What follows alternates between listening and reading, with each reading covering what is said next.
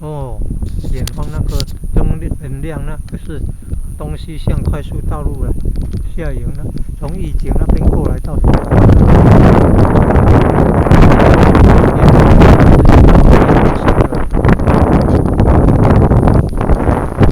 样对过去大丰南天宫那边，这样对过去北边那个下连里保生宫那边，前后那边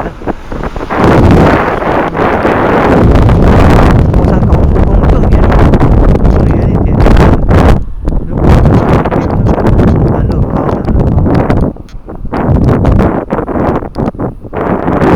看铁线桥就在那个，现在灯很多车灯那边，